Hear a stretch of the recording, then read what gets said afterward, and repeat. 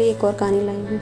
एक दिन के बाद संध्या समय एक बूढ़ा अपने इकलौते बीमार पुत्र को उन्हें दिखाने लाया, परंतु डॉक्टर साहब अपनी दिनचर्या के अनुसार गोल्फ खेलने जा रहे थे।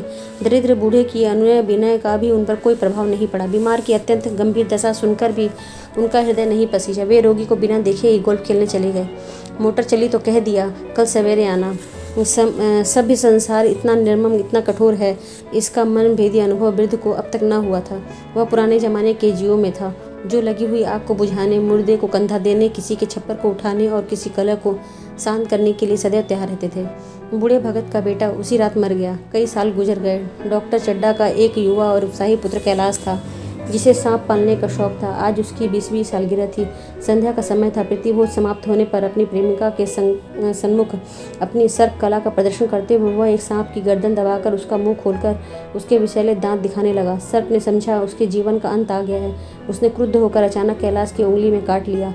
मित्रों में हलचल मच गई। बाहर महफिल में भी खबर हुई। कैलाश के पास कई जड़ी बूटियाँ थीं।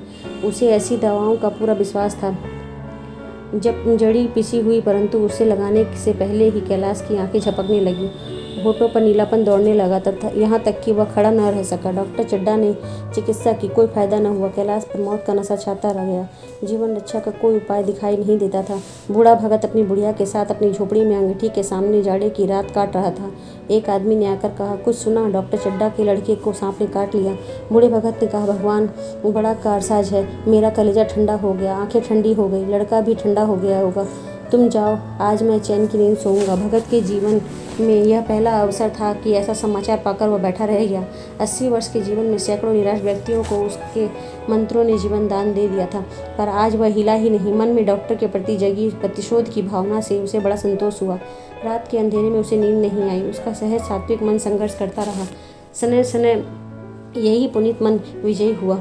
वह लाठी पटकता हुआ डॉक्टर के घर पहुंचा। व्यक्ति इस स्थिति में डॉक्टर ने उसे पहचाना नहीं। वृद्ध ने अपना उपचार और मंत्रों का प्रयोग आरंभ किया। तब रात के 2 बजे चुके थे। प्रातः होते होते कैलाश ने आंखें खोल दी। सब खुश हुए। भगत वहां से खिसक गया। वह अपने झोपड़े की ओर लपका हुआ चला जा रहा था कि बुढ़िया के उठने से पहले झोपड़े में पहुंच जाऊं। बाद में डॉक्टर चड्डा को ध्यान आया कि तब वे पत्नी से बोले, एक बार यही वृद्ध एक रोगी को लेकर आया था। रोगी को देखने से मैंने इनकार कर दिया था। आज उस दिन की बात याद करके मुझे जितनी ग्लानि हो रही है उसे प्रकट नहीं कर सकता। उसे खोज निकालूंगा, उसके पैरों पर गिरकर अपना अपराध क्षमा कराऊंगा।